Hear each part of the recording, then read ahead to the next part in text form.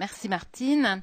Nous vous annonçons la troisième mesure qui est la création d'une cellule stratégie thérapeutique.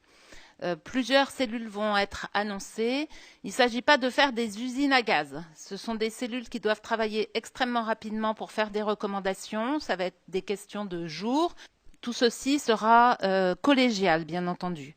Donc je passe en premier la parole à Éric Menat. À l'EMCIB, avec le docteur Vincent Reliquet, qui est un des responsables de l'association, nous avons déjà publié un article dès mai 2020 pour rappeler la place, l'importance de la prévention qui passerait par la vitamine D, par le zinc, par la vitamine C et par d'autres approches complémentaires en fonction du médecin que chaque patient aura la liberté de choisir et de consulter.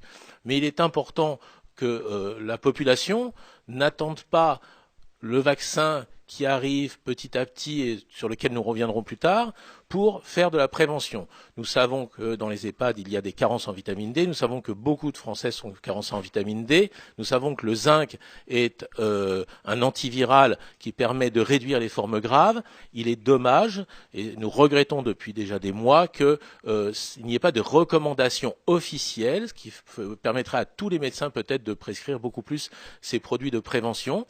Donc, ça fera partie des recommandations que notre conseil scientifique indépendant pourra faire ensuite au niveau national. Nous espérons être entendus parce que ce sont des mesures de bon sens, ce sont des mesures qui peuvent aider tout le monde sans aucun effet secondaire, en attendant peut-être d'autres approches et un vaccin peut-être suffisamment efficace. Voilà, je vais passer la parole à mon collègue Claude et je dois rappeler que je n'ai strictement aucun conflit d'intérêt parce que c'est la mode en ce moment. Je n'ai effectivement aussi aucun conflit d'intérêt.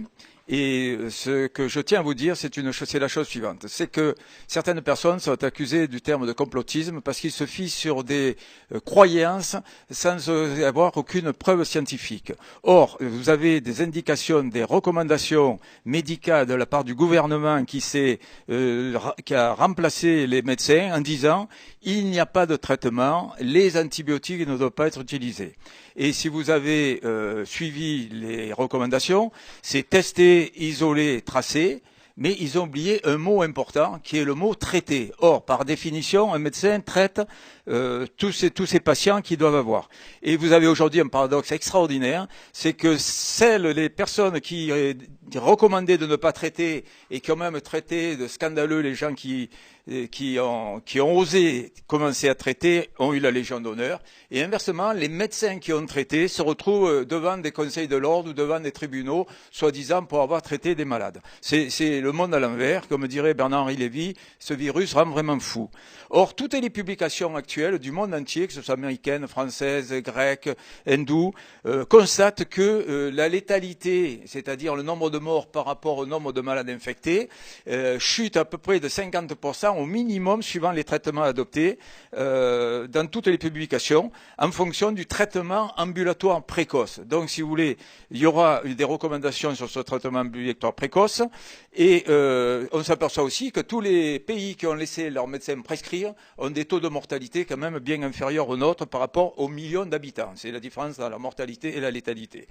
Il y a plusieurs molécules efficaces, on ne va pas y revenir dessus. Vous avez les macrolides, azithromycine, les macrolides-like aussi, l'ivermectine, et les immunomodulateurs comme l'hydroxychloroquine.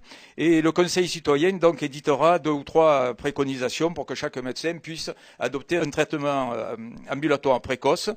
Et ces efficacités ont été prouvées, mais ont été prouvées par des médecins généralistes. Parce que qui pouvait, ou des médecins de ville, qui pouvait vraiment valider l'efficacité d'un traitement précoce? Il n'y avait que les médecins généralistes. Or, tous les médecins hospitaliers qui passaient à la télévision, c'était des médecins qui voyaient les malades trop tard. Non plus dans la phase virale, mais dans la phase inflammatoire, où là, le traitement ne sert plus à rien. Donc, si vous voulez, on est dans une situation complètement paradoxale, c'est que les médecins qui sont ici sont inaudibles, ne sont pas convoqués, ne passent pas devant les médias. Et inversement, les seuls qui n'ont jamais vu un malade dans des situations précoces et qui traitent se retrouvent devant tous les plateaux télé et donnent des leçons de morale à ceux qui traitent.